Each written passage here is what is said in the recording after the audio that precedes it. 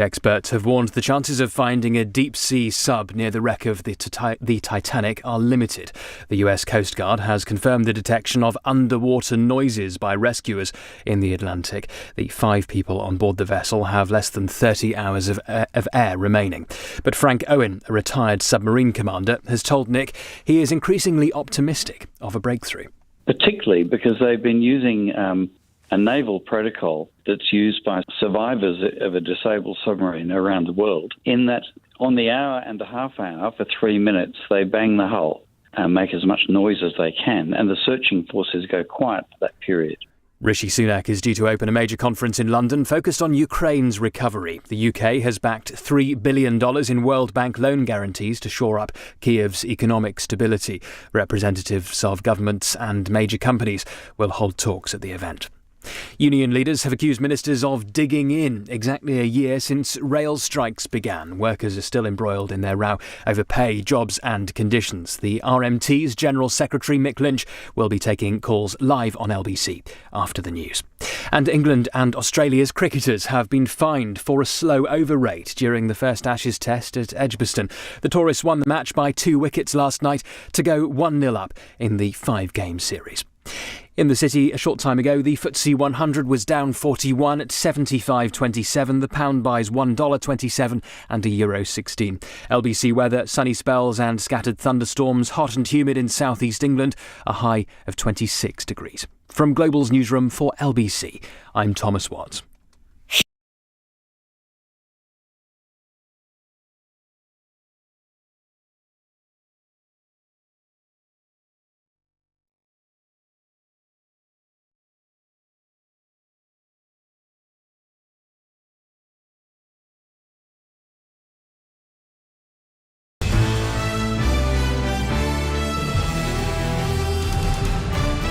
This is LBC from Global, leading Britain's conversation with Nick Ferrari at breakfast.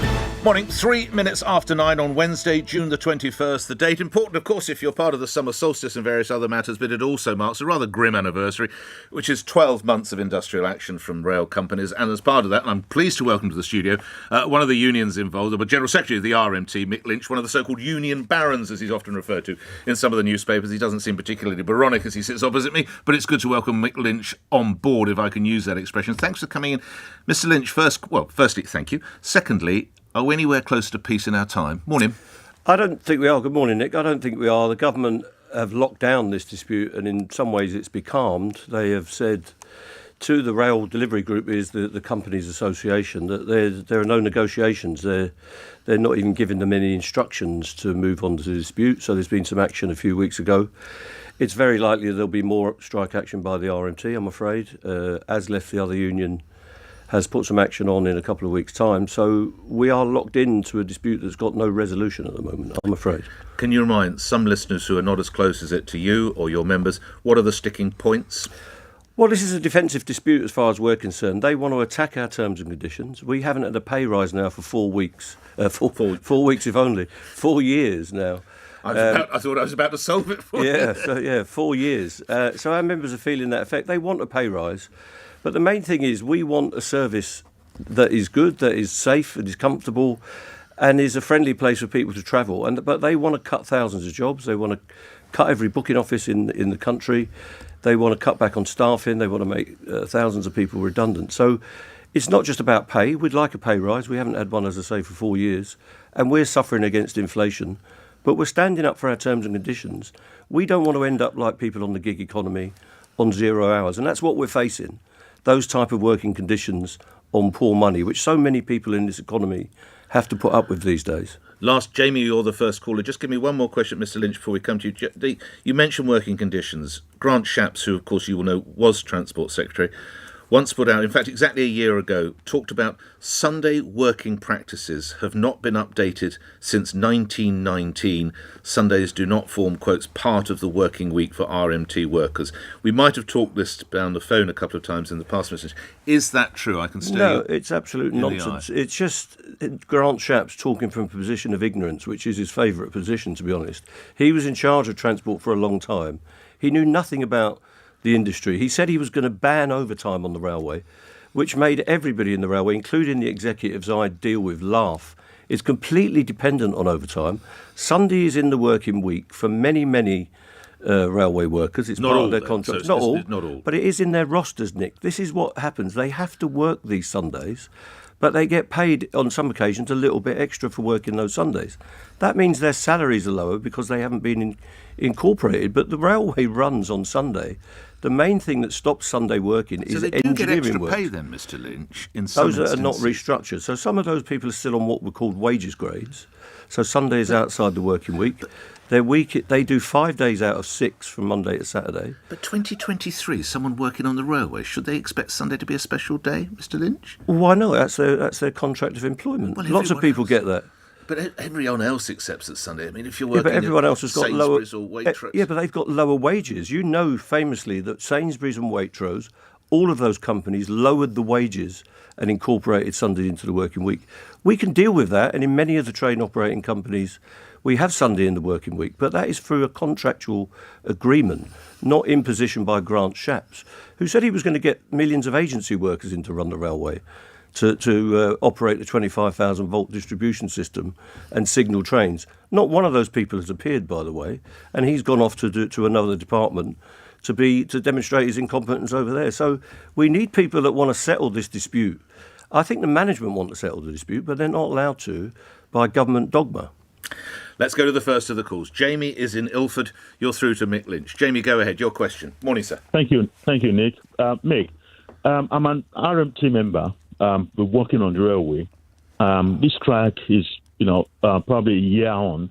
We've lost so much money, and I'm happy to continue, basically, to, keep fighting. But my question is, why has it been able for the government to strike a deal with our network rail members and leaving us behind, not even attending to us up to now? Yeah, Jamie, well, the difference is that Network Rail were allowed to negotiate. They had their budget and they were given a mandate, and they improved the deal at the last moment. There was a lot of value put into that deal on travel facilities, there was extra back pay, and there were new contracts of employment that we had negotiated. So we put that to our members and they voted to accept it.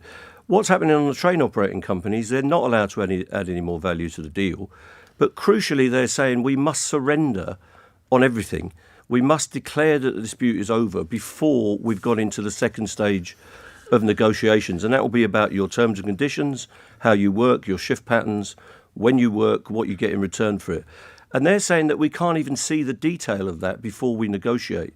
So no responsible union or any business organisation would go into a fundamental change without any leverage at the table by disarming yourself and say, well, we'll negotiate now when we've surrendered.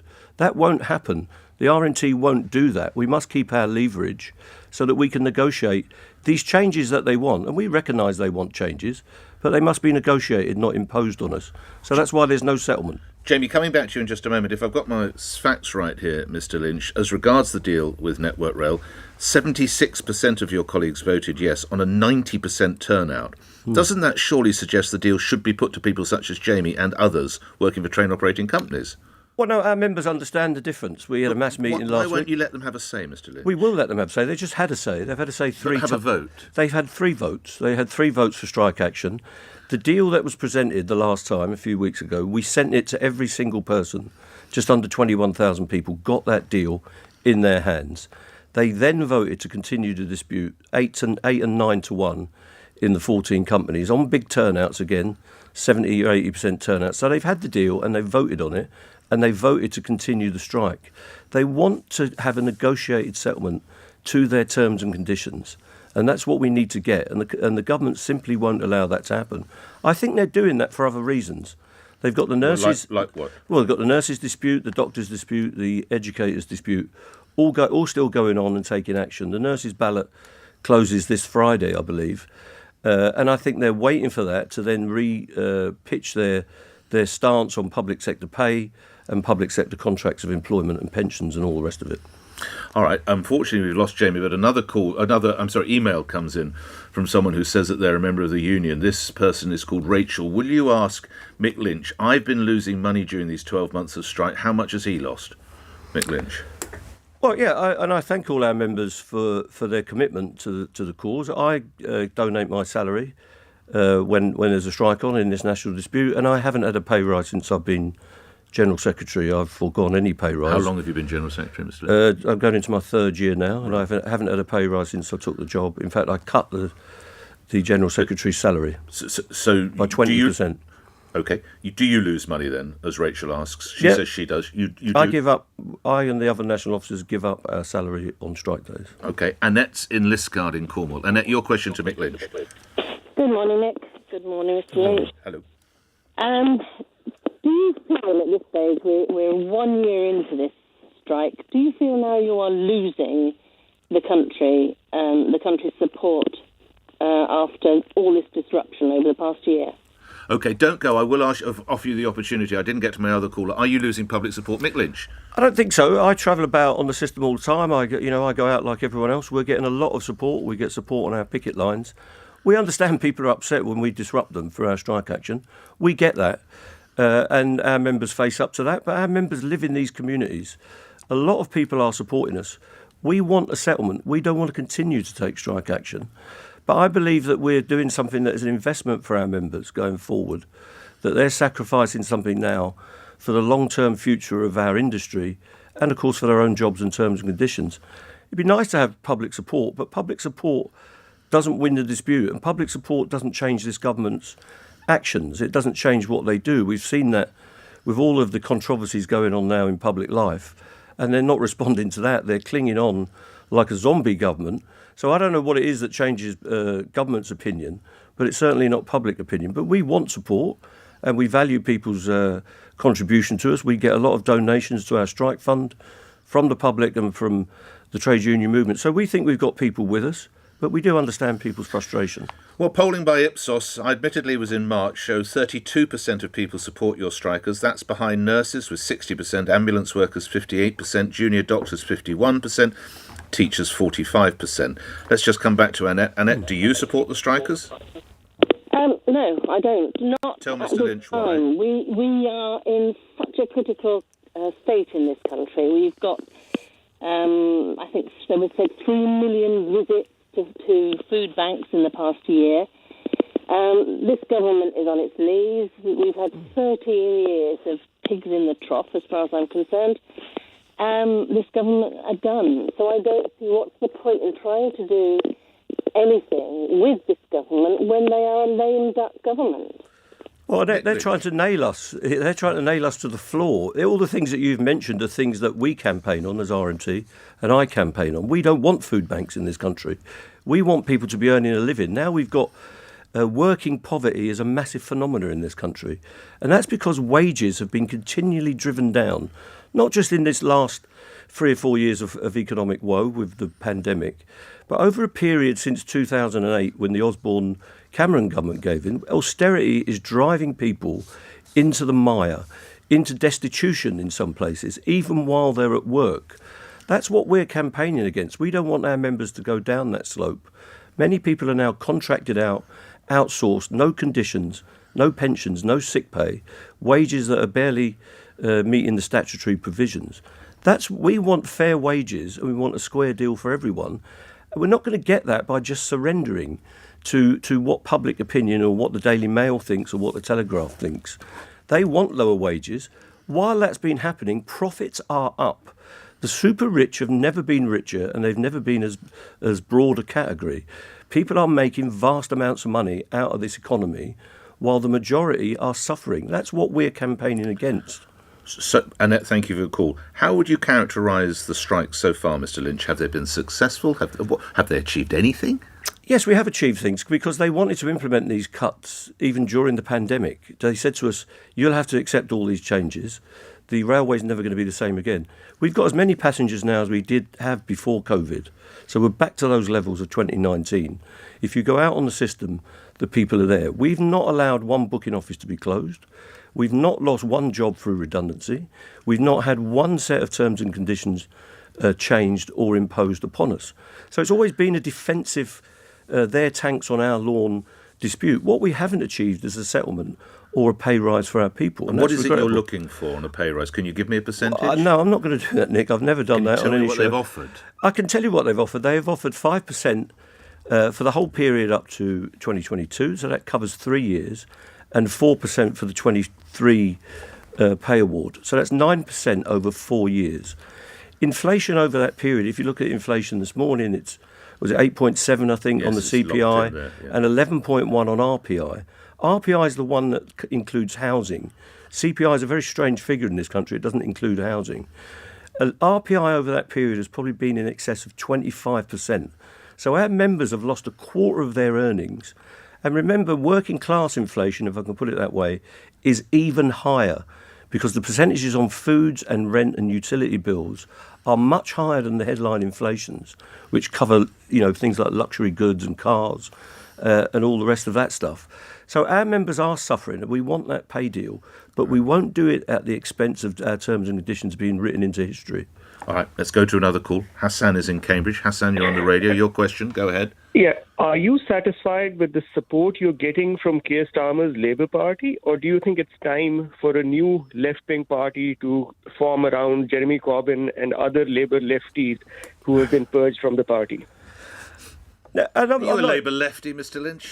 I'm not in the Labour Party. I haven't been since... Are you a lefty, Mr Lynch? I suppose I'm on the left in public life in Britain. I'm not ashamed of that. I am a socialist. Do we need a new left-wing party? Are you getting enough support from Sir Keir? Yeah, I'll deal with it. I don't think we are getting enough support from Keir, and I've said that many times. I think he could be a bit more assertive, not just for us, but for all those working people that are struggling. Working people in general could have a bit more support. And he could be in practical terms. What do you mean? Out on picket lines? What do you mean in practical terms? I don't mind if he's on picket lines or not. It's not going to change this dispute. But I think he should be saying what his vision is. Now, he has said some things that we support. The New Deal for workers will rebalance.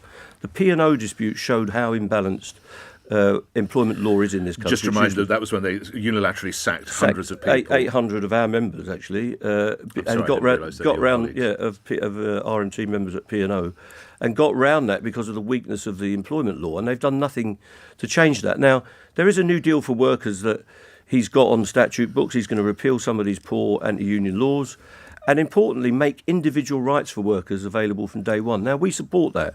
We've got to make sure he does it, and we will push. I don't think a new left party is viable or desirable. I don't think Jeremy Corbyn wants that. Jeremy Corbyn wants to remain in the Labour Party, and we support him on that. I think he should allow to be. The Labour Party's got to show it's a broad church. It's always the phrase used. There are some socialist people of the left stripe, and there are some centre people, and there are some, reformist, traditional right-wingers in the Labour Party. There should be space for all of them, and they should be able to come up with a rainbow coalition in that party that brings people to their flag, and I hope that happens at the next election, because this government must go. I think even Conservative people think that now. This government is staggering along on an empty tank that has got no ideas and no legislation in the stocks. Do you speak regularly with Sir Keir? I see him at functions. He doesn't ring me up, no. I'm not a member of the Labour Party, so I'm not entitled to that privilege. But when I'm at a function or at a TUC, he does come up and say hello, he's a polite person. You mentioned the government. When did you last meet with Mark Harper, the Transport Secretary? I think somebody asked me the other day, I think it was January, so it's a good 5 or 6 months, when they thought they would get us to put that stuff to a referendum. It's been radio silent since. More important than that, the employers tell me that the government's not talking to them either. In the employers' contracts in these talks, it says explicitly the Secretary of State is responsible for industrial relations. He tells them what they can say, he sets their mandate, and he tells them what they have to do during the dispute in terms of what services they run and all that. They haven't spoken to each other for 4 or 5 weeks. Well, Mark Harper is speaking to my LBC colleague, Andrew Marr, tonight, obviously here on LBC. Is there a message you'd like to leave that Andrew will play to Mr Harper, or a question you'd like to ask? Mick Lynch. Yeah, I'd like Mark Harper to get into a position where he facilitates a deal. He knows what's been offered is not acceptable to ourselves or ASLEF, but more importantly to our members. So take the shackles off the employers, drop these demands to close all the booking offices, to attack our members' terms and conditions, and then we could get a straightforward, simple deal that we can put to our people in a referendum. Matt, thank you, Hassan, for your call. Matt's in Manchester. Matt, go ahead. Hi, good morning. Hello, In Lancashire, Cheshire and Yorkshire, TransPennine have provided some of the worst services in Britain for many years, yet many still rely on them for commuting and leisure. how do you and your colleagues feel about making things worse for actual, genuine working-class people that Labour claim to represent? TransPennine Express is now under government control under Northern Rail. In March, 1 in 6 services were cancelled. Matt is making the point that when they do run, your members sometimes, of course, have got industrial action. Mick Lynch. Yeah, so we don't like the way that TransPennine was operated. We think it was a disaster under First Group, and the chief executive of First Group is the person I negotiate with, and he's been stripped of that franchise because it was run so badly and incompetently. So we're not happy with that. We think it will improve under... Well, not if your members are not working, of course. Well, Matt's point is you're not there to help the working man, such as Matt. We've taken something like 22 days of strike action in 12 months. We haven't taken as much action and done as much damage as First Group did to that company. They were so incompetent it had to be taken off them. LNER had to be taken off them. This is by a Tory government. There are now 5 there's train Matt operating... trying to get to work, and your blokes and women are on strike, Mr. Lynch. Yeah, we understand that. We do have the right to strike in this country at the moment. That's coming under increasing pressure from the Tory government. We don't want to be on strike. We would like to run a service. Our people have to take the brunt of that incompetence where they can't even construct a timetable. One of the ironies is they haven't got enough staff in any department on the railway, but they come to us and say, we're going to cut thousands of your people's jobs, and we want you to work overtime. So while they've got excessive amounts of overtime and a desire to cut staff, that's why it doesn't work, Matt. We need a set of competent people to run the railway, and we haven't got them at the moment. Matt, quick response if you want to Mr. Lynch. A lot of these people earn a lot less than Mr. Lynch and his London-based colleagues. So basically all I hear is greed from so-called socialists. You know, the irony is palpable. The salary of my members working for the train operating companies, these figures given to me by the employers, nearly 70% of them earn less than $34,000 a year. That's for 24/7 working. There's a lot of people listening to this show who make less than that as well. Yeah, and 50% of them earn less than $25,000 a year. So that's the levels we're at. They are not on mega salaries. Some of them, our members in this dispute, are on 18,000. Lots of our catering members are on 24,000, 22,000. Our cleaners are on 21,000. Yeah. So our members are struggling like everyone else. People are texting about drivers, just to make the point, you don't act for drivers, just need to say that the drivers... The majority of drivers are not in our union, no. Yeah, but some of them make £50,000, £60,000 per annum. Some of them do, yeah. It's not bad. Lots of people make more than drivers, though, Nick. Yeah. I mean, there's people in this room who make far more than train drivers. They do, but I don't take my services away. I don't go on strike when people need me. I bet you'd go to another company if you needed to, if you weren't getting the right contract. I'm very happy here currently, but if ever I need a negotiator, Mr. Lynch, do give me your mobile number. Just coming back to TransPennine Express, does this benefit the argument for nationalisation of the railways? I think it does. I think what we need is a more rational system. The companies are extracting vast profits during this dispute. And what people like Matt might want to know is that they get paid every day that we're on strike. There is no jeopardy for the train operating companies, the private sector ones. Matt and all the other taxpayers are picking up the cost of this dispute. It's completely corrupt, this dispute, because the people we negotiate with don't lose money. First Group, who ran TransPennine, made £80 million of profit just last year. We believe that during this dispute they've been given nearly £1 billion of subsidy to face down the RMT and ASLEF during this dispute. The Railway Secretary has said in the Commons, on the record, that it would have been far cheaper to settle the dispute than fight it. So this dispute isn't about the railways, it's about everything else but the railways. And Matt and everybody else is suffering as a result of that because they want to make an exemplar of the RMT and ASLEF, that they can drive out terms and conditions and they can drive out good wages. What's wrong with good wages in good jobs? I don't understand this. That because some people are paid low in supermarkets, working on 0 hours contracts, everybody else has to be reduced to that level of penury in some cases.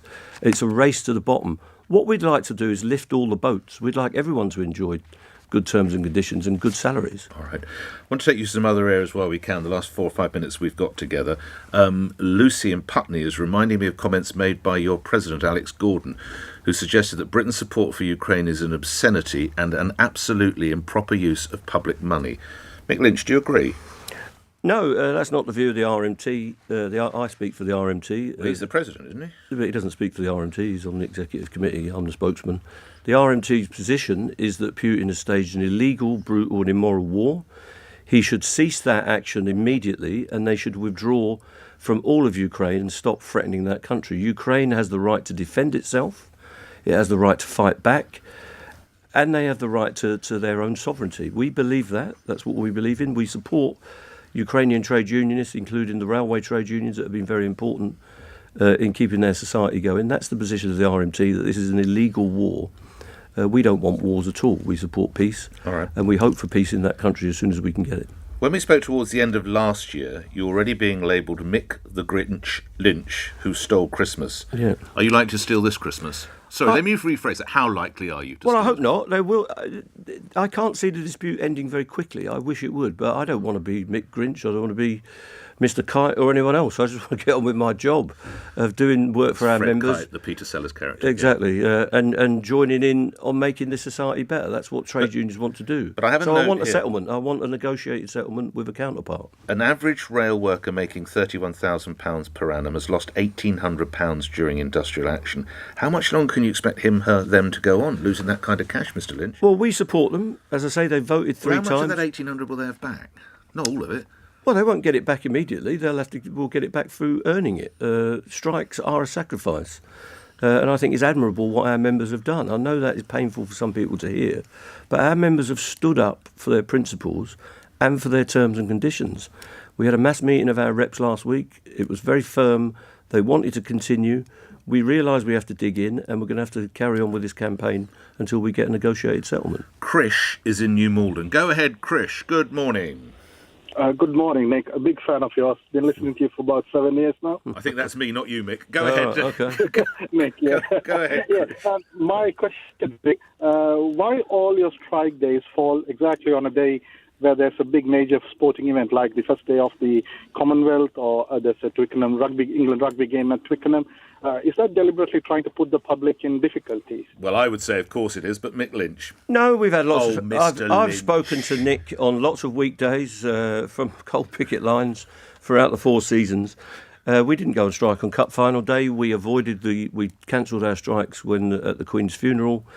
There have been ceremonies. other days. I think that was the other trade union on Cup final day. There have been other days. And other major days. But our members do support strikes on Saturdays, many of them, because that is the most popular day for travel. So you want to inconvenience as many people as you can? Strikes have to be effective, Nick. There's no point in having a strike and nobody knows. It doesn't affect Rishi Sunak or Mark Harper, does it, Mr. Lynch? But we don't. If I could affect Rishi Sunak and Mark Harper very directly by placing something in the sensitive parts of their soul, I'd try and do that. But our workers work in the transport system. If we have a strike and nobody knows about it, we'd be on strike forever and nothing would ever happen. So we don't pick particular days, but we do listen to our members' views. You do pick some days. No. Saturdays because of Maximum Impact. Yeah, Saturdays because of that. But a lot of events happen on Saturdays. When we go out midweek, you say we're disrupting business and hospitality and all the rest of it. Hospitality was shocked to discover the amount of subsidy that the train operators are getting. 900 million, while hospitality has lost 2.5 billion as a result of these disputes, I'm told. Why don't people complain about that? That First Group and Go Ahead are being subsidised while restaurateurs are going to the wall. Let's get one last question in. Diama is in Croydon. Diama, hope I'm saying that correctly. Good morning. Yes, you are. Hello, good morning, Nick. Good morning. Hello. So I really hope I can put this through, easily. Do you think that if the unions, not just yours, but all the unions would get together, you would have a stronger case? Do you think that you could just get the government to do what needs to be done? Because I do think I'm Hungarian. And in 1848 in Hungary, I don't know how much you know about Hungarian history. I do. On the 15th of March, you do? Okay. So on the 15th of March, actually, in Hungary, the youngsters just got together, got to the parliament, and actually kicked out baddies. So I'm just asking, can the unions get together? Are there people like István Széchenyi was in Hungary and Sándor Petőfi? Are there people who are actually going to show what needs to be done? Let me move to an answer. I have to say a big smile broke across Mr. Lynch's face when you mentioned Hungarian history, so I fear we've alighted on one of his specialist subjects. Mick Lynch. Well, 1848 was a big year across Europe. And if you... Shame I can't get the 1848 from Charing Cross sometimes. Exactly. But anyway, do go on. So, but it was coordinated. It was spontaneous across all of Europe, including with the Chartists over here and all the rest of it. So... They're big periods, and it shows that people have got to rise up sometimes to make their. So is that what we need now? Union collaboration. I'm going to the TUC straight after this meeting up the road, and I'll be saying that we need coordination. We need to have a wave of protest, and what that protest needs to be about is not just the strikes, but it needs to be against poverty. We need a campaign against poverty in our country to support our public services, our NHS, education, social care, whatever you want to name, and mental health services in particular, which are being crushed by austerity. So we need the TUC to lead the way, to be a beacon of hope. And that features the unions, of course, but also bringing other campaigners in, people that have got all these issues locally and other issues such as the environment. How is that to be achieved? National strike? Well, coordinated strike action could be part of it. I don't think that's going to happen. I don't think the TUC has led the way very well on that, to be honest with you. What should they have done, Mr. Lynch? I think they should have been a bit more coordination. People should have been more in step with each other. So but the laws in this semi-general strike? Yes, I would have supported that. The laws in this country are very onerous, and you have to run your dispute in a particular way because of the laws we've got. We can't just walk out the door because they'd close us down. And you'd have to interview me from Pentonville or somewhere like that. So I might send a cake. Yeah, so and a file, hopefully. But the laws are very onerous, and I don't think we've done enough. I think we should have coordinated better. I think we had a chance last year. Why did they drag their feet? Because trade unionists, whether you like it or whether you might not believe this, Nick, are some of the most cautious and conservative people in the country. Some of my colleagues. Saucy conservative, aren't Yes, and they're cautious and they want to protect their own particular dispute and their own particular angle. So we should have done more. Okay. So I emphasise with what Deanne was saying there. All right, I won't make you late. Last one. Tony Devendish, a Tory London Assembly member, refuses to apologise. He says your members are, quotes, skivers. Are they skivers? Would you accept an apology? Well, it's nonsense. If he could get up at the hours our members get up, he was talking about London Transport, who've had to shut stations. They made 600 redundancies. Now they've got to shut stations because they haven't got enough staff. We told them that before they did it. He's making out that our members are behind the gates asleep. It's absolute nonsense and it's an affront. He's trying to make himself famous because nobody knows who he is on the London Assembly, frankly. So the only bit of coverage he gets is by tweeting on the RMT Twitter page. So that's got him his 5 seconds of fame. Right. But I think he should be consigned to anonymity where he belongs because he's got no idea. If he had to get up at 2 o'clock in the morning and open up Charing Cross Station to let you in a bit later, he'd see how hard it is. Lastly, not that you want to achieve fame or even notoriety, there was a petition earlier this year to get you to go to Glastonbury this weekend. We know Sir Elton John and others are going. Are you going to give the people what they want? I was invited, but I'm too busy and it's a distraction. I do a lot of public events, but I'm not doing Glastonbury this year. I'm too old. Not this year? Well, I may do it one day, but it'll be when I'm not involved in a big campaign. It's too much of a distraction at this time. Mick Lynch, thank you for coming. You can see the number of calls, how much my listeners feel this. I hope peace can break out, and thank you for coming by. So do I. Mick Lynch appearing here on LBC. Let's give you the headlines. Mick Lynch has accused ministers of locking down the pay rail with rail workers. The RMT's General Secretary has been speaking to Nick exactly a year into the dispute.